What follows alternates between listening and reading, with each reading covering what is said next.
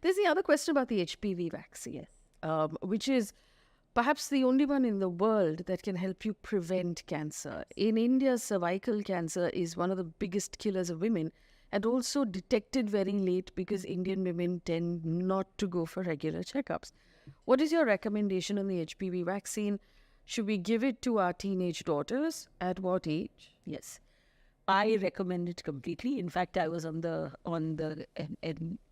board for cervical vaccine when it came in on the board, and these are the two vaccines. We know that now science has shown that 99% of cervical cancers are caused by HPV, which is sexually transmitted. Now, the HPV virus, there are about hundreds of HPV viruses, out of which few of them, 14, 16, and a few of them have what we call oncogenic potential. That is, most women have HPV, they clear it. But these particular strains of the virus, they go and change the DNA in the cervical transition zone. The part of the cervix, part of it has what we call columnar epithelium, part of it has got the skin-like epithelium or the vagina. That transition zone in young girls, that is very, very sensitive. So if the DNA virus goes there and changes the DNA, then these girls 10 years down the line are more prone to get cervical cancer. And that's a fact. Now, why cervical cancer is so prevalent? Number one killer of women in urban India is breast cancer. In rural India is cervical cancer. In rural area, why? Because all the men folk come to the town to earn their living. And because they are separated from their wives, they all visit prostitutes. They get HPV. They go home and they give it to their wives. The wives get cervical cancer. And there is no proper screening programs in urban India, in rural India, as there is even in urban India, we have to beg the women to come for their annual checkup. In Western countries, your insurance is linked to that, whereas over here, we don't have that. So that's why pap smears, anyone who is sexually active should have a pap smear every year and a combined pap smear HPV testing every 5 years.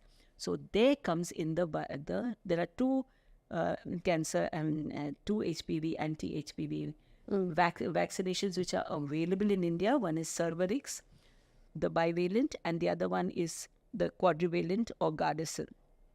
Every adolescent girl should have this, definitely, because the sexual mores of this generation are quite different from the past generation. So there's an argument saying that, no, my daughter is not going to be promiscuous, and so I don't need to give this. Daughter may not be promiscuous, but men are promiscuous. When I was on the board for Cervarix, we had a survey at that point of time on the sexual mores of young Indian males across the board, maybe uneducated, partially educated, blue-collar workers, white-collar workers, etc. And you know what the response was? 70% of Indian males are unfaithful to their wives. So, therefore, the men get the vaccine. Get the vaccine. We are vaccinating young boys also now. Okay, so boys can also get the vaccine. And are being. Now, the Indian Association of Pediatricians have a recommendation after the age of 12 to 14, all girls should be vaccinated for HPV. And up to what age? Up to the age of 45.